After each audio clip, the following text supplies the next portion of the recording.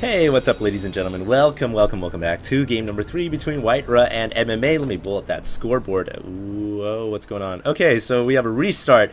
I don't know what I pushed right there. I think I pushed the rewind button, but it is going to be game number 3 between WhiteRa and MMA here. Our red Terran player and our blue Protoss. Well, I'm just going to say it has been an amazing series. These two players have really shown some immense skill when it comes to Starcraft 2. Just think back to that last game, guys. MMA had 12 harvesters. At one point he had 12. WhiteRa had like 50.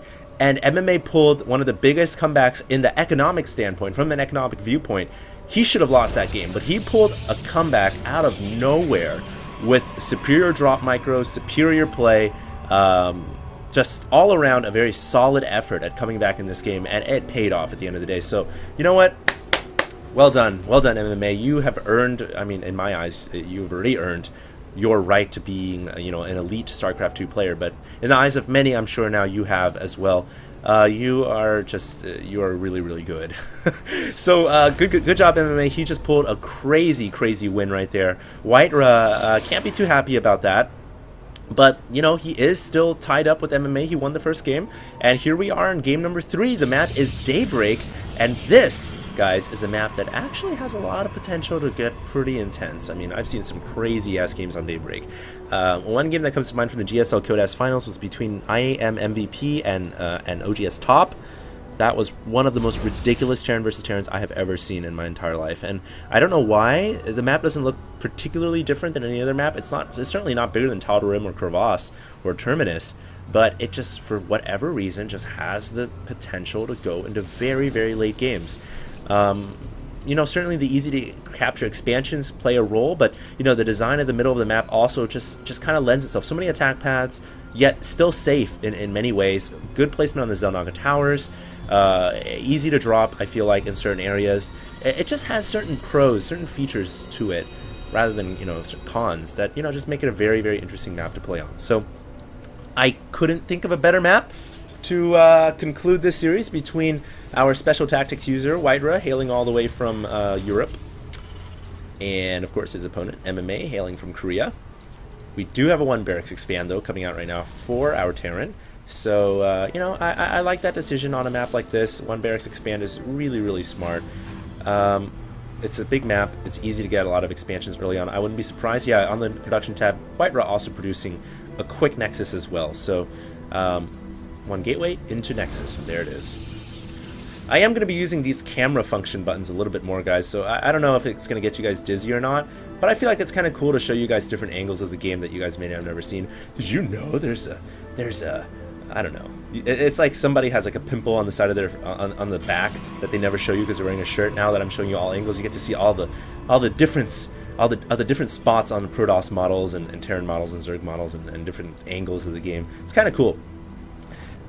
By the way, that reminds me, if you guys ever watch, if you guys ever spectate a game with a couple of friends, like you have 2 players playing and you join in with a couple of friends and you spectate, have your friend hold down insert or delete while they're watching a unit or watching the game, and then go select their vision on the bottom right hand corner, this little button right here, and select one of them, whoever the person is that's holding insert or delete, and then you also hold insert or delete, and you can actually rotate the camera a full 180 degrees, and you can see the back side of every building.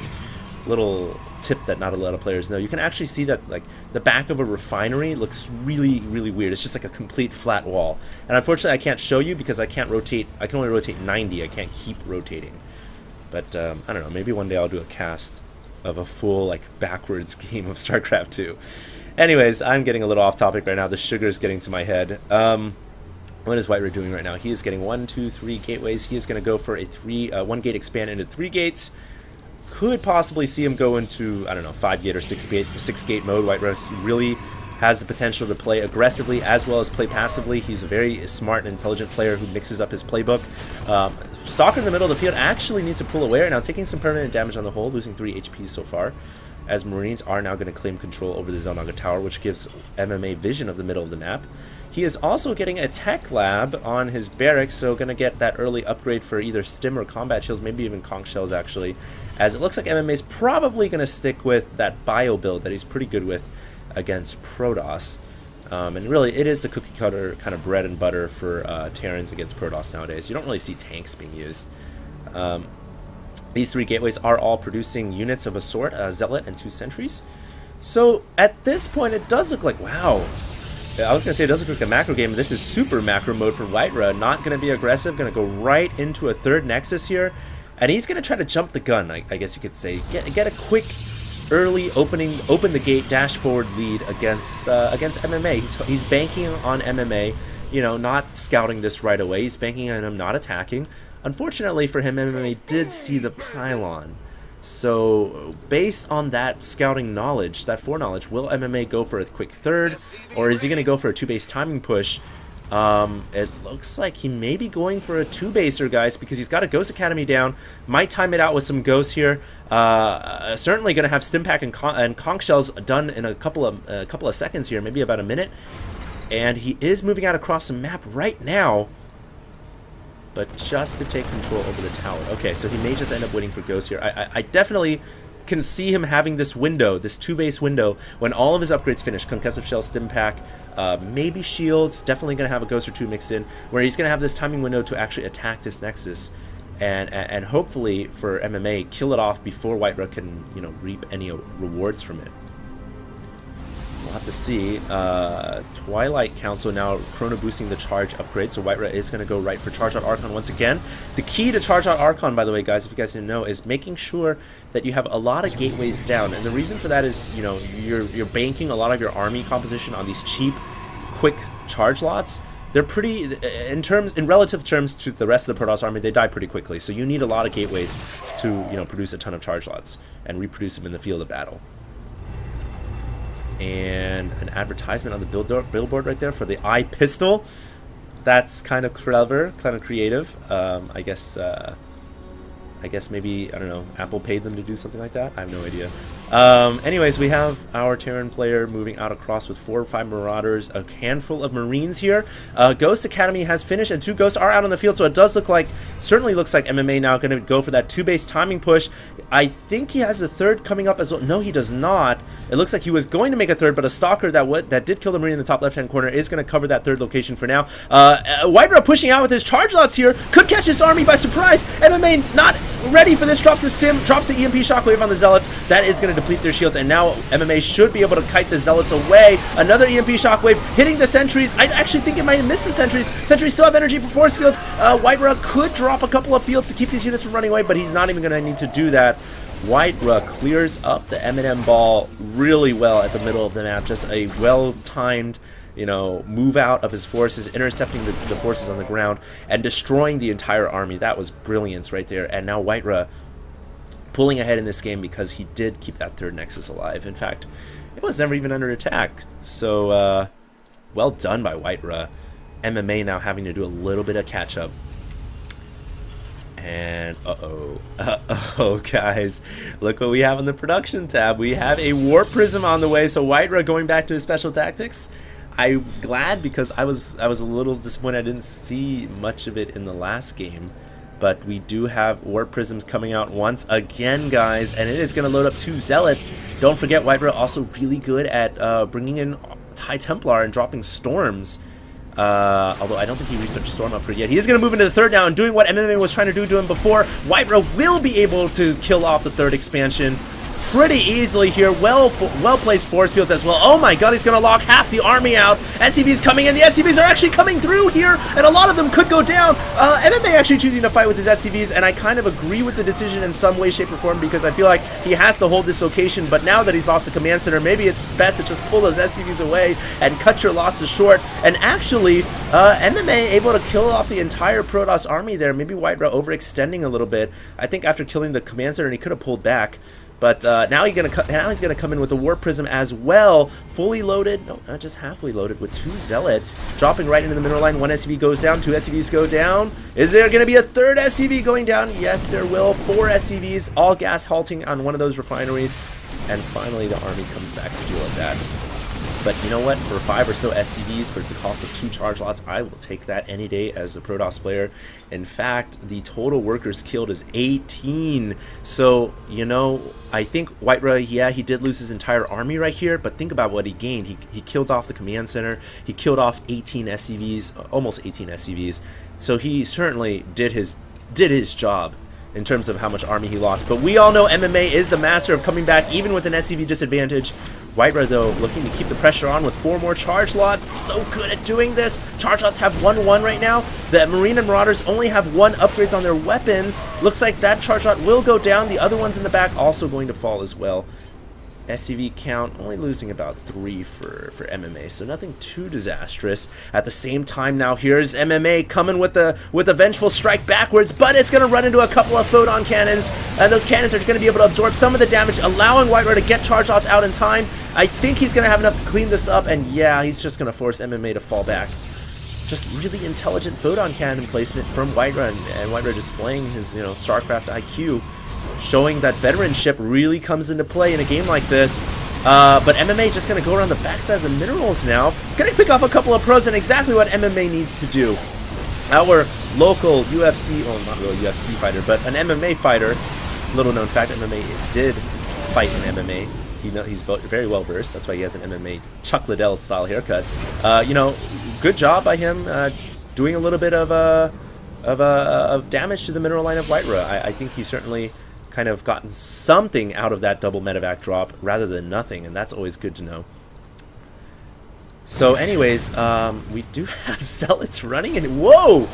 Runs in, decides to make a right bank turn into the refinery with charge on the way, so very good reflexive juking right there by the Zealot, but it is going to go down. Now the Warp Prism coming in once again, dropping off a couple more charge lots. WhiteRa is just so annoying from a Terran player standpoint, just so annoying with the Warp Prism, but the Warp Prism was focused down. Very smart, very intelligent by MMA to get rid of that Warp Prism. That is really going to be the source of his discomfort this game. You just got to get rid of that, not deal with the charge lots on the ground. But maybe that Warp Prism was just for distractions, because WhiteRa now moving into the middle of the map. He's got some Colossi now. Total tech switch here. And is MMA prepared? Does he have a starport with reactor? He does. But does he have Vikings on the field? He does. But very small number of Vikings right now. He really needs, you know, typically you want a 3 to 4 ratio of Vikings to Colossi, and he really doesn't have that, and he doesn't have enough right now to deal with that number of Colossi on the field. MMA on the back foot, I feel like. WhiteRa, unlike the other series, MMA, you know, had control of the map. This time, WhiteRa, he's the one with control of the map. He has got the Zelnaga Tower just outside the Terran player's base, and he has a very, very distinguished army, so to say. A lot of these guys are veterans of war. Actually, no, they're not. All the veterans of war actually went down to the drop action. But it does look like WhiteRa kind of poking in a little bit right here, just to test the waters a little bit, dabbing his toes in. Doesn't necessarily need to commit. He is warping in 3 more Archons somewhere on the map. There it is at the 4th, actually. So WhiteRa, you know, using map control once again, as any good player will, to secure another expansion in the middle of the map. MMA with great awareness right there, though. Gets a stim off, trying to pick off the Warp Prism, is unable to. And once again, a 2-pronged attack from WhiteRa, going into the 3rd with his major army, and then falling in with a couple of Zealots with his minor army. But MMA did send back one of his Vikings to deal with that. He also sent a couple of units back, so pretty good reaction from MMA. He is going to lose some workers, though, and wow, what a battle we have going on here. Look at the EMP shockwaves hitting those Archons right in the face. A lot of them have no more shields, and that means they only have 10 HP, but it looks like there's just so many Colossi in the back and not enough Vikings to deal with the Colossi. Is WhiteRa going to be able to clean this up? No! MMA just barely has enough Marines and Marauders to clear up that army, and it looks like he's going to clear up the drop inside his main as well. Brilliant play by MMA. Just brilliant play by MMA. But WhiteRa also extracting 17 worker kills in that conflict. So, and of course, guys, remember he has the 4th expansion. So really, MMA is winning the battles, but WhiteRa is winning the long-term war. The strategy to success really here for him is just constantly, you know, kind of like a reference to history here, but just embargoing the enemy country's economy, preventing it from building up. Starving its citizens, so to say, and, you know, let MMA win the guerrilla warfare tactics, the battles on the ground. But in the long haul, WhiteRa is going to be the army that succeeds. You know, he's going to be the country that wins this battle. And that just all comes down to his warp prism play. Really, really smart, really intelligent, just physical warp prism play, right to the face, really. And now, now here comes MMA back to the top side. Maybe actually MMA is the one who's physical. WhiteRa is more of the finesse kind of guy. Oh my god, a couple of High Templars here. It could get a feedback. Huge feedback. Smacking that Templar right, or that medevac right through the hull and just annihilating in the air. But yeah, I think maybe I think maybe WhiteRa is more of the finesse kind of player. I think MMA is more of the physical kind of player. Physical with an F, that is. Run out and hit players in the mouth. MMA. Oh no, he's going to lose that medevac as well. At the same time, though, he is going out in the bottom right-hand corner, drops a Nexus, actually forces the cancel, so WhiteRa gets some funds recuperated. But you know what, guys? I feel like MMA is falling behind in this game. He's got to secure the 4th. He just looks like he's getting that going on right now with the Planetary Fortress.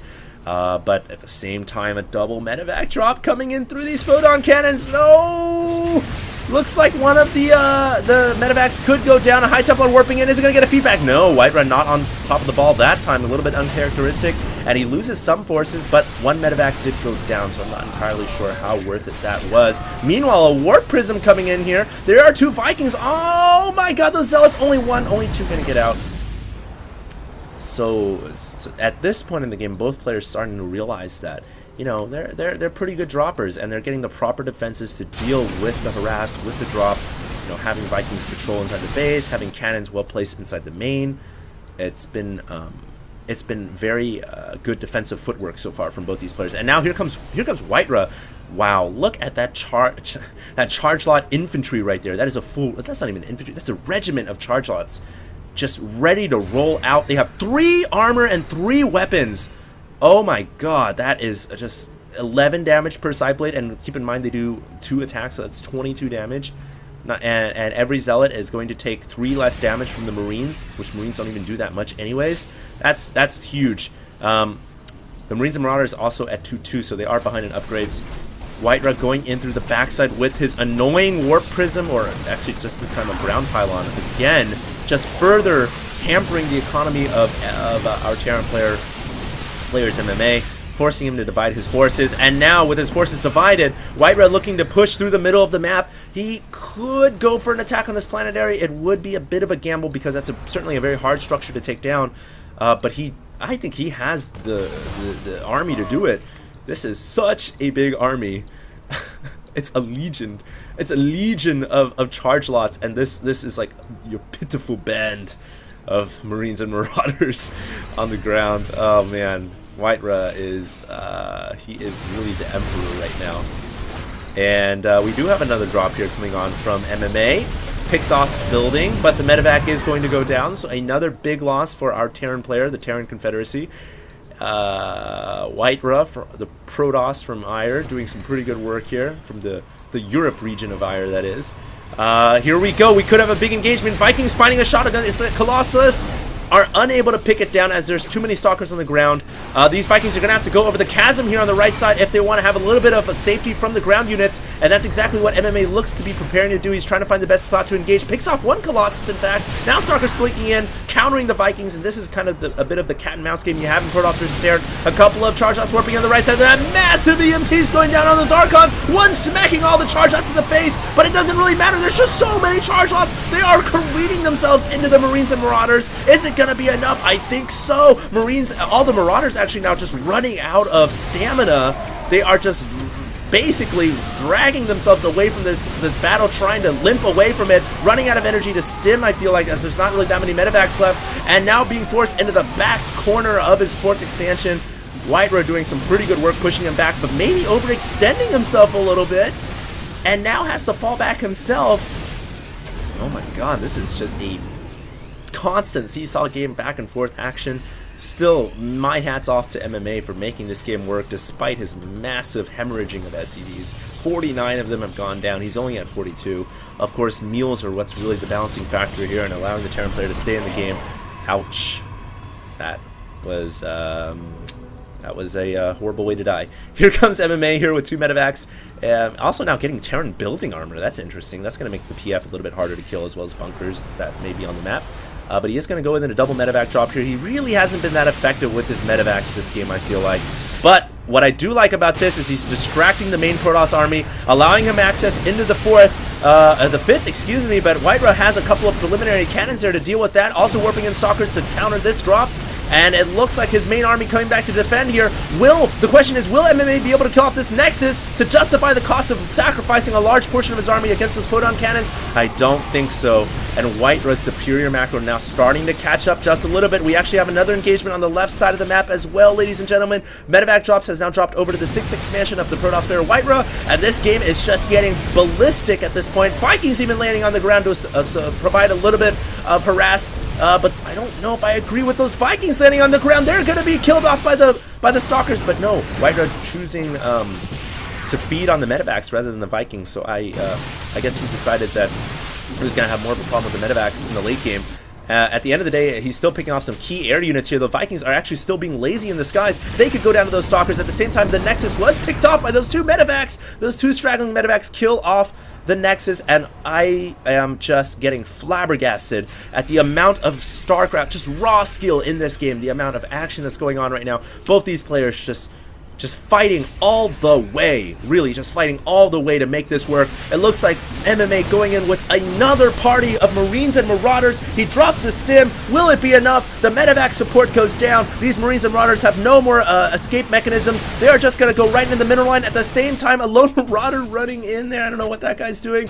It looks like the Marauder Marines are going to be cleaned up, but you know what? MMA killing some probes off here or there maybe has justified the cost of running in. I'm not entirely sure. But at the very least, he is keeping WhiteRa on the back foot. Let's just tally up the Protoss player and the Terran player right now. WhiteRa is at 1, 2, 3, 4, 5 base. MMA is at 1, 2, 3, 4. Wow, he actually lost the command center back here. I'm not entirely sure to what.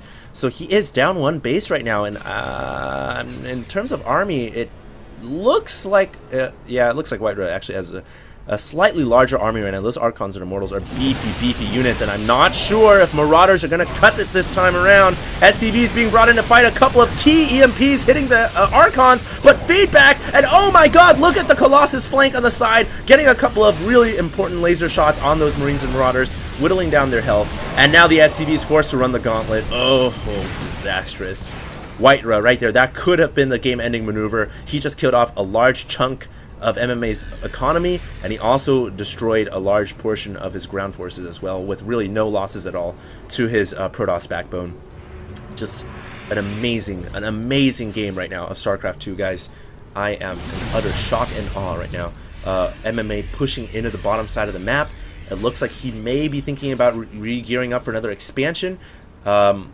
His army is looking a little bit depleted now. At this point, I think, oh my god, 14 SCVs on the field. I think MMA may have lost a lot more workers than we really saw in that last engagement, and there's going to be more worker casualties here as an Archon has basically hit the jackpot. Ding, ding, ding, ding, ding. What a great place for an Archon to be. That guy has got to be the happiest man on Earth, or happiest 2 men on Earth. 2 men in a ball, I don't know. But this Archon's doing a lot of work right now. It's even going to be able to kill off the orbital command. And look at that. Oh my god. GG just going to go down immediately. The massive Archon ball fleet has arrived. And that is just going to clean this up. And there is the good game. And that was, oh yeah, that was a very good game. Oops, I hit the wrong button. Well, the replay just started again. I'm not going to recast this game because I think one time's enough. If you guys want to see it again, you guys are certainly free to rewind it. Anyways, that was just an insane game. I'm going to look at some of these tabs here. Spending. Wow, their economy, they were just spending all the way. You know, look at WhiteRa spending almost 50 grand into his army. Jesus. Wow, what a game, guys. So I'm very impressed by these two players. And yes, I did cast this at the main event of IPL, but I casted so many games there at Atlantic City that a lot of them I kind of forgot about already. So just seeing this game again was just eye-popping. I hope you guys enjoyed it. I certainly did. If you guys get a chance, please do subscribe to my channel and follow me on Facebook and Twitter. You guys can find me at HD Starcraft. And you know what, guys? Have fun. I'll see you guys next time. This is HD, signing out.